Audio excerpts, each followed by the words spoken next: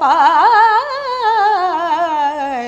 तुमचा जो स्केल नाही आहे त्याच्यात तुम्ही उगाच वरच्या पट्टीत गात बसलात, वोकल कॉर्ड्स डॅमेज होणार त्याने. मी त्यांची फार ऋणी आहे, मी ते कधी फेडू शकणार नाही. गायकीचा विकास करायचा असेल तर तुम्हाला गुरूंकडे जाऊन शिकणं आणि सातत्याने साधना करणं खूप गरजेचं आहे. अनेक पालक आमच्याकडे येतात आणि म्हणतात रियालिटी शोजमध्ये पाठवायचं आहे तर फास्ट शिकवा.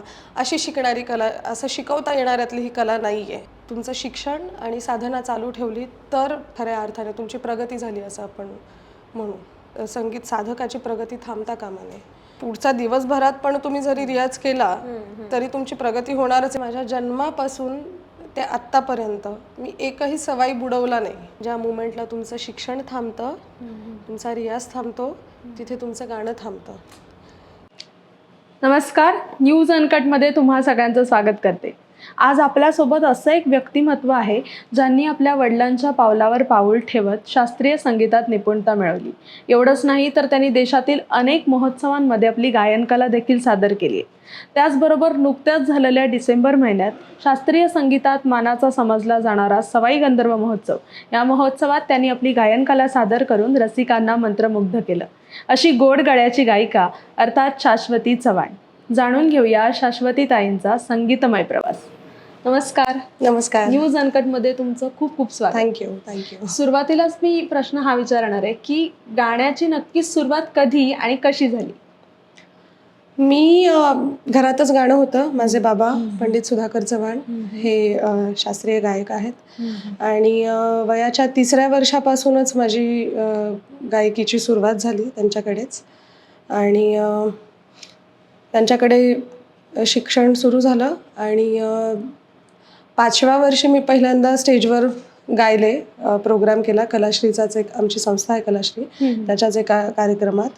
आणि तिथून पुढे नंतर अनेक विद्वान गुरूंकडे मी शिकले. त्यामध्ये माझ्या बाबांचेच पट्टशिष्य श्री शिवानंद स्वामी यांच्याकडे सुरुवातीला शिकले. त्यानंतर किराणा घराण्याचे उस्ताद मशकूर अली खान साहब, उस्ताद मुबारक अली खान साहब आणि उस्ताद अरशद अली खान साहब यांच्याकडे शिकले. आणि किराणा घराण्याच्याच गायिका सौ पद्मा देशपांडे यांच्याकडे माझं गायनाचं शिक्षण चालू आहे. ह्या सगळ्यांकडे शिक्षण अजून चालू आहे. So I am student. Okay.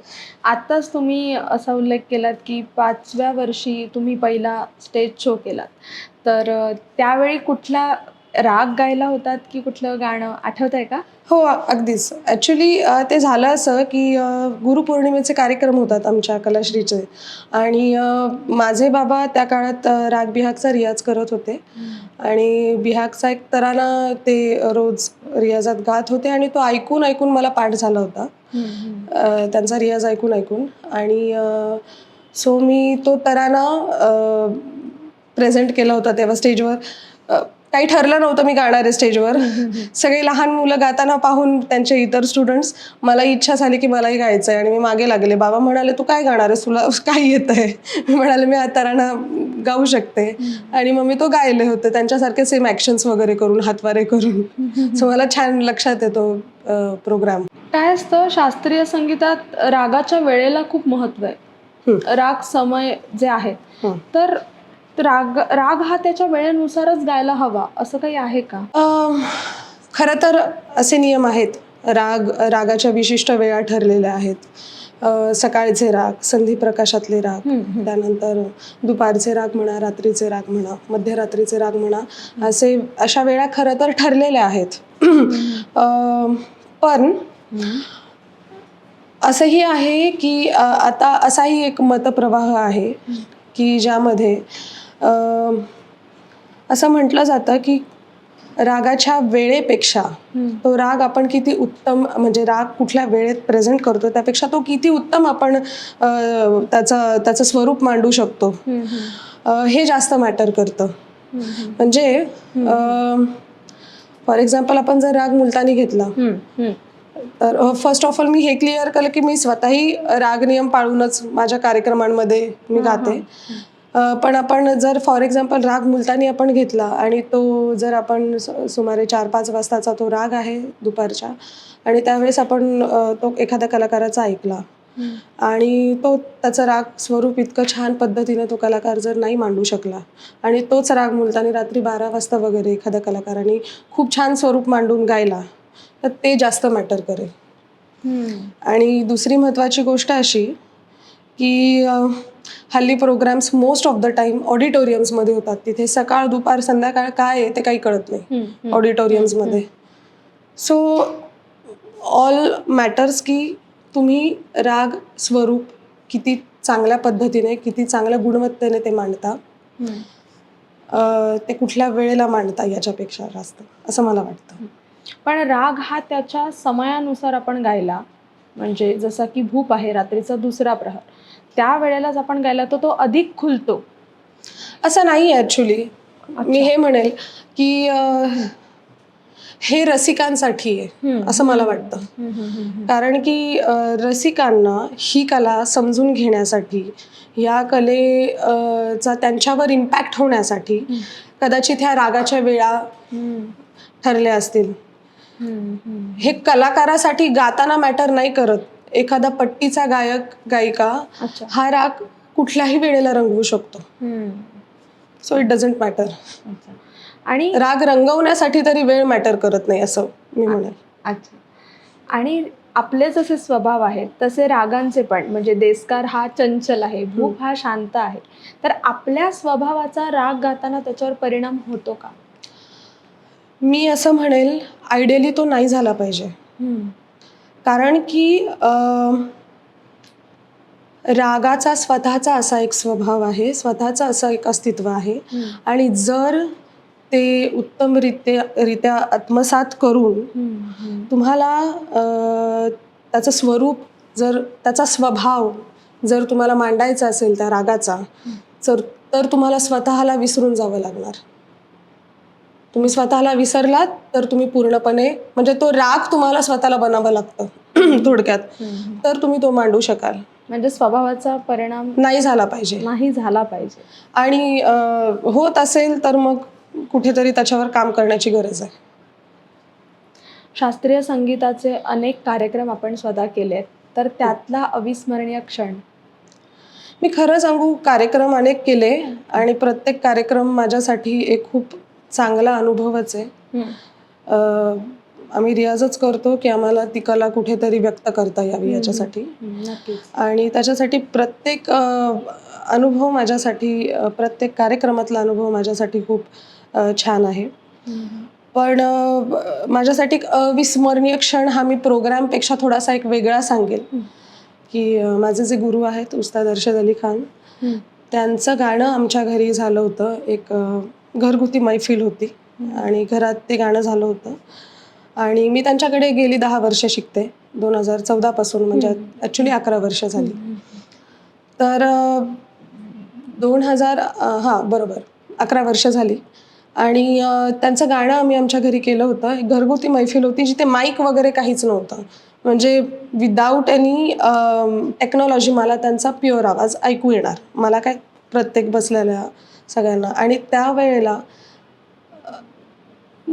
जवळपास 3 तासाची ती मैफिल होती, 2.5-3 तासाची. आणि मी स्वतःला विसरून गेले होते. म्हणजे मी एखादी व्यक्ती आहे, मला हातपाय आहेत किंवा माझी नाती किंवा माझ्या आजूबाजूला लोक बसलेत, ही गोष्ट मी विसरून गेले होते. आणि माझ्या डोळ्यातनं त्या स्वरांमुळे पाणी सुरू झालं होतं यायला. आणि त्यानंतर अनेक वेळ मी ते पाणी थांबवू शकले नाही आफ्टर प्रोग्राम पण भरपूर वेळासाठी. आणि तो माझ्यासाठी अविस्मरणीय क्षण आहे. त्याचं कारण असं की त्यांनी जे काही त्यावेळेला प्रेझेंट केलं, जे काही ते गायले, ते कळण्याची माझी तेवढी पात्रता झाली, ही माझ्यासाठी खूप मोठी गोष्ट आहे. आणि हा क्षण मला कधी विसरता येणार नाही. हा माझ्यासाठी जास्त अविस्मरणीय क्षण आहे. आपले वडील पंडित सुधाकर चव्हाण हे भीमसेन जोशी यांचे शिष्य नाही, त्यांचे भीमसेन जोशींच्या पंडित भीमसेन जोशी यांचे जे पट्टे शिष्य आहेत पंडित श्रीकांत देशपांडे यांचे माझे बाबा शिष्य आहेत. अच्छा.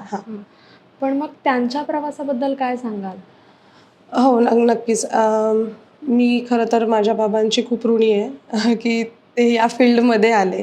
कारण बाबांच्या आधी आमच्या घराण्यात कोणी गाणारं नव्हतं. सो बाबा माझे जवळपास 13-14 वर्षांचे होते जेव्हा ते पुण्यात आले. घर सोडून, घरात कोणालाही माहीत नसताना ते अंगावरच्या कपड्यांवर विदाऊट चप्पल ते पळून आले पुण्याला.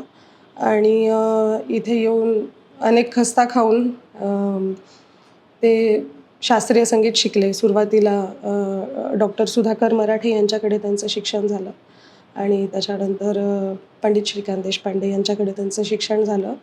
आणि त्यांनी ते स्वतः त्यांनी त्यांची गायकी केली आणि मलाही शिकवली. मी या फील्डमध्ये त्यांच्यामुळे येऊ शकले. त्यांनी कलाश्री ही आमची एक संस्था सुरू केली ज्यातून अनेक विद्यार्थी घडवले. सो मी त्यांची फार ऋणी आहे. मी ते कधी फेडू शकणार नाही ऋण. म्हणजे माझे वडील आहेत नक्कीच, आई वडिलांचे ऋण कोणीच फेडू शकत नाही, पण ते वडीलच नाही आहेत, फक्त माझे गुरुही आहेत. आणि त्यांच्यामुळे मी या इतक्या प्युअर आर्टमध्ये येऊ शकले. मला हे आर्ट समजलं, हे माझं फार मोठं नशीब. आता आपण कलाश्री अकॅडमीचा उल्लेख केला, मला कलाश्री अकॅडमीबद्दल जाणून घ्यायला आवडेल. नक्कीच. जवळपास 30 वर्षांपूर्वी माझ्या बाबांनी कलाश्री संगीत मंडळ स्थापन केलं. कलाश्री म्युझिक अकॅडमी अशी आमची एक सांगवीमध्ये अकॅडमी पण आहे आणि जिथून अनेक विद्यार्थी बाबांनी घडवले. आणि सगळ्यात महत्त्वाचं काम मला कलाश्रीचं असं वाटतं, विद्यार्थी घडवण्यासोबतच कलाश्रीनी रसिक घडवले. वा. कारण त्याचं असं की पुण्यामध्ये भरपूर लोक ऐकायला वगैरे जाणारी आहेत, पण आम्ही कलाश्रीचं काम अशा एरियामध्ये केलं, PCMCमध्ये, पिंपरी चिंचवडमध्ये, की जिथे मला चांगलं आठवतंय की माझ्या जन्माच्या आधीपासून ॲक्च्युली हा महोत्सव सुरू झाला. मी म्हणेल वर्षाला आम्ही 4 इव्हेंट्स करतो कलाश्रीचे आणि ज्याच्यात शास्त्रीय संगीताला मुख्यत्वे करून प्राधान्य दिलं जातं. शास्त्रीय संगीताचे मुख्यत्वे करून महोत्सव आमचे होतात. तर कलाश्रीमध्ये सुरुवातीला जेवढे स्टेजवर लोक असायचे तेवढेच समोर ऐकायला असायचे आणि ते आम्हीच असायचो. अच्छा. रसिकच नसायचे ऐकण्यासाठी. पण तरीही बाबांनी ते सातत्याने चालू ठेवलं 30 वर्ष काम. आणि त्याच्यामुळे आज तिथे एक मोठा रसिक वर्ग तयार झाला आहे. अनेक मोठे मोठे कलाकार तिथे येऊन गाऊन गेले, ज्याच्यामुळे तिथल्या रसिकांना हे सगळं ऐकण्याची संधी मिळाली. ते ऐकू शकतात आणि आम्ही विनामूल्य करतो हे सगळे कार्यक्रम. सो ही एक मोठी कामगिरी आहे कलाश्रीची असं मी म्हणेन. कलाश्री अकॅडमीबद्दल तर आता आपण सविस्तर सांगितलंच, पण काय असतं ना, आपण स्वतः एक अकॅडमी चालवता, मुलांना शिकवता, म्हणून हा प्रश्न विचारते. आजकाल ना पालकांना असं वाटतं की आपलं मुलाला गाणं येतंय म्हणजे रियालिटी शोमध्ये जाणं महत्त्वाचं आहे. तुम्हाला खरंच असं वाटतं का की रियालिटी शोमध्ये जाणं ही खरंच महत्त्वाची गोष्ट आहे, की त्याच्याशिवायही करिअर होऊ शकतं? मी असं सांगेल की रियालिटी शो हा एक वेगळा जॉनर आहे. तिथे तिथे एक वेगळ्या पद्धतीची गीतं वगैरे गायली जातात, लाईट म्युझिक वगैरे. आणि खरं आपण रियालिटी शोचा जर अर्थ पाहायला गेलो तर त्याचा अर्थ असा होतो, मला असं वाटतं की ज्यांच्याकडे नैसर्गिक गुणवत्ता आहे, काही नैसर्गिक गुण ज्यांच्याकडे आहेत, अशा लोकांना त्यामध्ये घेतलं जातं आणि त्यांच्या नैसर्गिक गुणवत्तेच्या आधारावर ते जे कंटेस्टंट्स असतात ते त्यांची कला सादर करतात आणि त्यातून लोकांचं, ते बघणाऱ्या प्रेक्षक वर्गाचं मनोरंजन होतं. ओके. पण याच्यामध्ये त्यांना त्यांच्या कलेमध्ये, गायकीमध्ये शिकायला असं काही भेटत नाही. त्यांची जी नैसर्गिक गुणवत्ता असते तेच ते प्रेझेंट करत असतात आणि त्यांना वेगळं असं काही तिथून शिकायला भेटत नाही. मला हे म्हणायचं आहे, जायला हरकत नाही व्यावसायिक दृष्टीने जर विचार केला तर. नाव कमवायचं आहे, तिथून पुढे अजून नाव झालं की कार्यक्रम वगैरे भेटतील, ह्या सगळ्या गोष्टी आहेत आणि ऑल आर वेलकम. पण जरी गेलात तरी त्याच्यानंतर तेवढ्यावरच तुमची प्रगती थांबता कामा नये. तुम्हाला लक्षात यायला हवं की हे म्हणजे संगीत नाही आहे. तो एखादा भाग असू शकतो संगीतातला. पण तुम्हाला जर तुमच्या व्यक्तिमत्वाचा, तुमच्या गायकीचा विकास करायचा असेल तर तुम्हाला गुरूंकडे जाऊन शिकणं आणि सातत्याने साधना करणं खूप गरजेचं आहे. जर ते होत नसेल, रियालिटी शो मध्ये जाऊन आलात आणि हां झालं आमचं आता करिअर झालं, आता आम्ही फक्त प्रोग्राम करणार, असं होत असेल तर हे चुकीचं आहे. आणि मुळात जाण्याआधी पण हे गरजेचं आहे की पालकांचा असा अट्टाहास असतो. अनेक पालक आमच्याकडेही येतात आणि म्हणतात रियालिटी शोजमध्ये पाठवायचं आहे तर फास्ट फास्ट शिकवा. अशी शिकणारी कला, असं शिकवता येणाऱ्यातली ही कला नाही आहे. हे आधी पालकांनी समजून घ्यायला हवं. ही खूप मोठी आणि खूप प्युअर कला आहे. सो तुम्ही आधी एक बेसिक तरी तयारी होऊ द्यात. मग तुम्हाला पाठवायचं तर तुम्ही पाठवू शकता, इट्स अपॉन यू. पण तिथे विद्यार्थ्याची किंवा संगीत साधकाची प्रगती थांबता कामा नये. त्याच्यानंतरही तुम्ही जर तुमचं शिक्षण आणि साधना चालू ठेवली तर तुमची खऱ्या अर्थाने तुमची प्रगती झाली असं आपण म्हणू. कलाश्री अकॅडमीमध्ये जी मुलं येतात म्हणजे त्यांच्यासोबत नक्कीच पालक, तर त्यांनी तुम्हाला असं कधी क्लासला हे करताना विचारलं आहे का, क्लासला घालताना की रियालिटी शो संदर्भात किंवा असं काही झालं आहे का, असा कुठला प्रसंग आहे का? हो, की अनेकदा असे प्रसंग आलेत. मग आपलं काय उत्तर असतं त्यावर? आम्ही म्हणतो आम्ही त्याच्यासाठी त्या दृष्टीने तयारी करून नाही घेत आमच्या अकॅडमीमध्ये. आम्ही गायकीच्या दृष्टीने तयारी करून घेतो. आम्ही परीक्षेला बसवतो विद्यार्थ्यांना अखिल भारतीय गंधर्व महाविद्यालयाच्या. सो शास्त्रीय संगीताच्या दृष्टीने आम्ही तयारी करून घेतो. लाईट म्युझिक आमच्या अकॅडमीमध्ये तुलनेने कमी शिकवलं जातं. आमचे जे महोत्सव असतात त्या महोत्सवांमध्ये आमचे जे विद्यार्थी असतात त्यांना आम्ही गाण्यासाठी बसवतो. आणि त्या महोत्सवात प्रेझेंट करायसाठी काही अगदीच लाईट नाही म्हणणार मी, पण सेमी क्लासिकल वगैरे आम्ही किंवा अभंग वगैरे ह्या सगळ्या गोष्टी आम्ही शिकवतो. पण पूर्ण लाईट म्युझिक कलाश्री नाही शिकवत. कलाश्रीचं मेन काम आहे शास्त्रीय संगीताचा प्रचार प्रसार करणं. आणि रियाज नक्की कसा करावा? म्हणजे कोणी म्हणतं 8 तास, कोणी म्हणतं सकाळी उठून. काही गरजेचं आहे का की सकाळी 5 वाजता उठूनच त्या वेळेलाच तो रियाज केला पाहिजे, की आपण दिवसभरात? मी असं म्हणेल ब्रह्ममुहूर्तावर केलेलं कुठलंही काम खरं तर छानच असतं. खर्ज साधना ही अर्ली मॉर्निंगच व्हायला हवी. पण जर अगदीच उठणं होत नसेल तर याचा अर्थ असा नाहीये की पुढचा अख्खा दिवस वाया घालवायचा आहे. अच्छा, तो दिवस कारणी लागला पाहिजे. ठीक आहे, नाही होते, something is better than nothing. So पुढचा दिवसभरात पण तुम्ही जरी रियाज केला तरी तुमची प्रगती होणारच आहे. पण तुम्ही अगदीच आता माझं उठणं नाही झालंय सकाळी, सो आता मी रियाज नाही करणार, आता दिवस वाया गेला, असं निराश होऊन चालणार नाही. हे एक्सक्यूज झालं मग रियाज न करण्यासाठीचं. राहिला विषय तासांचा, तर आता प्रत्येकाच्या आवाजावर डिपेंड करेल त्यांना किती रियाजाची गरज आहे. जेवढा जास्त कराल तेवढं नक्कीच उत्तम आहे, पण योग्य मार्गाने व्हायला हवा. म्हणजे चुकीच्या पद्धतीने, म्हणजे आवाज लावण्याची पद्धत आहे, तुमचा स्केल काय हा व्यवस्थित ओळखणं, ह्या सगळ्या गोष्टी मॅटर करतात. तुमचा जो स्केल नाही आहे त्याच्यात तुम्ही उगाच वरच्या पट्टीत गात बसलात आणि वोकल कॉर्ड्स डॅमेज होणार त्याने. तुम्ही आवाज कसा लावताय, तुम्ही श्वास कसा घेताय, ह्या सगळ्या गोष्टी मॅटर करतात. सो योग्य पद्धतीने होणं गरजेचं आहे. अदरवाईज चुकीच्या पद्धतीने भरपूर वेळ रियाज करत बसला तर त्यांनी वोकल कॉर्ड्स डॅमेज होणार आहेत. आता तुम्ही स्केलबद्दल बोललात, तर प्रत्येकाची स्केल ठरलेली असते.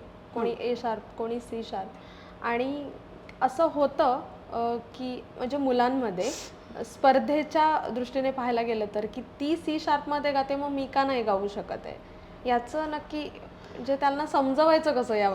ॲक्च्युली प्रॉब्लेम काय आहे ना, की वरती गायलं म्हणजे फार भारी असं आपल्याकडे समजलं जातं. तसं नाही आहे खरं तर.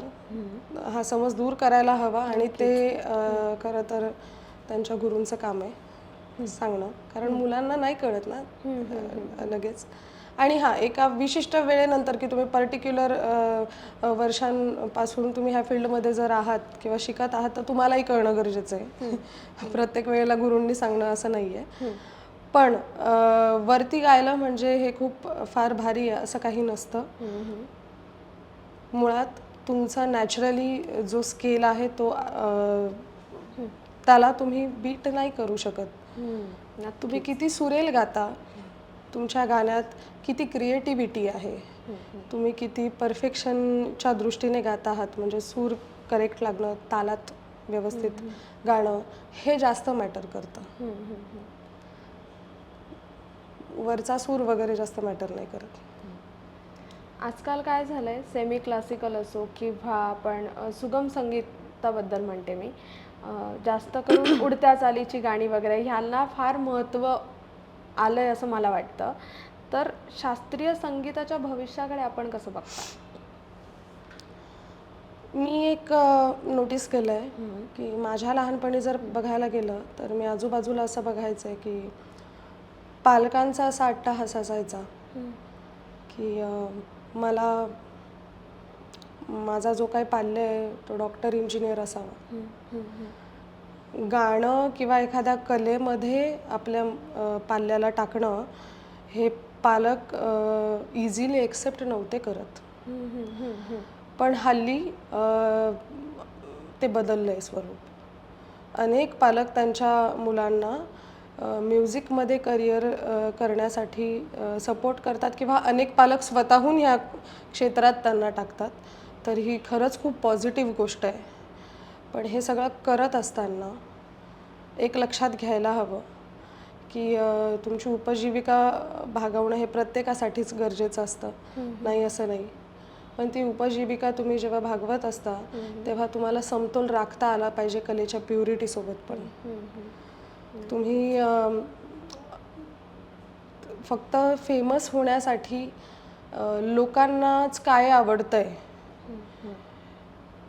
ह्या गोष्टीकडे जास्त लक्ष देऊन तुम्ही तुमच्या कलेसोबत जर कॉम्प्रोमाइजेस करत असाल तर हे कुठेतरी चुकीचं आहे असं मला वाटतं. तुम्हाला नक्कीच आता उपजीविकेसाठी लोकांना काय आवडतंय मग तेच प्रेझेंट करा.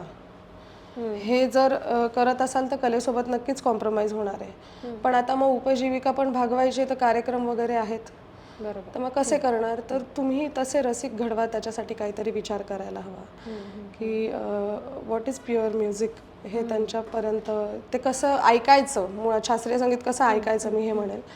तर हे लोकांना कसं लोकांपर्यंत हे पोचवता येईल ह्याच्यासाठी काहीतरी करायला हवं. वेगवेगळे म्हणजे वर्कशॉप्समधनं म्हणा किंवा पॉडकास्टमधनं वगैरे. नक्कीच. मगाशी मी उल्लेख केला की आपण सवाई गंधर्व महोत्सवात आपण आपली गायनकला सादर केलीत, त्या अनुभवाबद्दल काय सांगाल? माझं खूप मोठं भाग्य त्या मंचावर मला गाता आलं.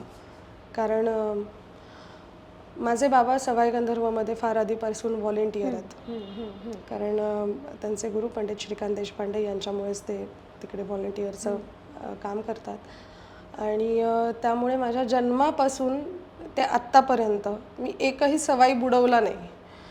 प्रत्येक सवाईला मी जायचे, बसून ऐकायचे. आणि खरं तर सवाईचं खूप मोठं योगदान आहे की मी ह्या क्षेत्रात माझं करिअर करेल याच्यासाठी. कारण मी तिथे अनेक मोठे मोठे कलाकार ऐकलेले आहेत.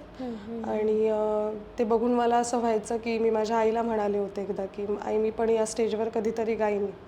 माझी आई मला म्हणाली होती की तुला इथे गायचं असेल तर त्याच्यासाठी रियाज करायला लागेल भरपूर. मी अशी नॉर्मली हो करेल की. सो त्या दृष्टीने रियाज केला. सवाईला गाणं हा एक नक्कीच हे एक नक्कीच टार्गेट होतं माझ्यासाठी की कधीतरी सवाईला गायचं आहे आणि आपल्याला आपलं 100% देऊन गायचं आहे असा विचार करून नक्कीच गायचा एक टास्क होतं माझ्यासाठी. आणि ते पूर्ण झालं. त्या स्टेजवर गेले. सुरुवातीला जरा घाबरले होते, कारण घाबरले ॲक्च्युली लोकांना बघून म्हणण्यापेक्षा ना मी त्या स्टेजला एखाद्या देवासारखं पूजलं आहे. आणि त्याच्यामुळे मला ते थोडंसं दडपण होतं. पण आफ्टर सम टाइम थोडीशी सेट झाले आणि भीती कमी झाली आणि गायले. छान वाटलं तिथे गाऊन. आणि त्यानंतर खरं तर सवाई म्हणजे जेव्हा परफॉर्मन्स झाला, जेव्हा खाली आले, त्यानंतर एक मोठा प्रश्न, खूप अनेक लोक येऊन भेटले, अनेक जणांनी कौतुक केलं. आणि ऑफकोर्स मला स्वतःलाही माहिती आहे की किती चांगलं गायले आणि किती वाईट गायले. आणि काय काय स्वतःच्या गायकीमध्ये काय काय बदल करायला हवेत, काय काय कुठल्या गोष्टींवर अजून काम करण्याची गरज आहे, याची पूर्ण जाणीव मला त्या क्षणापासूनच होती, तिथून उतरल्यापासून. त्याचे प्रयत्न अजूनही चालू आहेत. पण एक डोक्यात एक प्रश्न पडला की आता पुढचं टार्गेट काय. म्हणजे ते होतं आहे की इथे गाणं प्रत्येक कलाकाराचं स्वप्न आहे त्या स्टेजवर गाण्याचं. आणि पण आता पुढे काय. सो त्या प्रश्नाने पूर्ण अस्वस्थ झालते. पण नंतर कळालं की आपण ज्यांना आपले आयडॉल्स मानतो,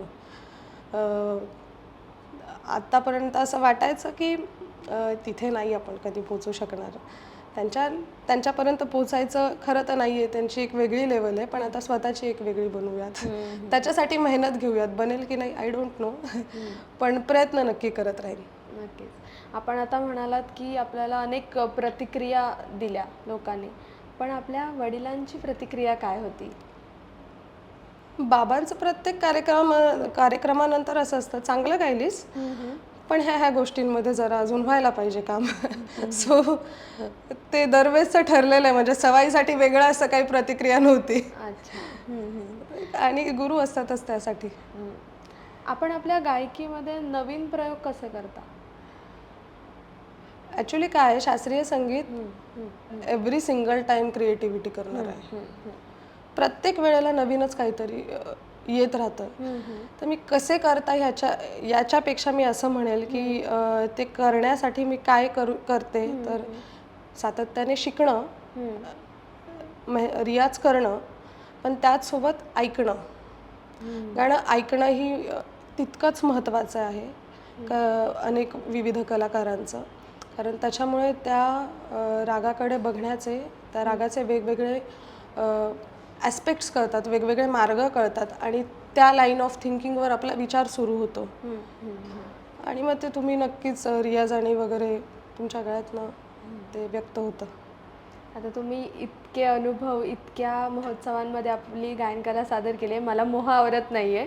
मला एखादी बंदिश ऐकायला आवडेल. नक्कीच. माझा आवडीचा राग आहे बिहाग. मी त्याची एक बंदिश ऐकवते.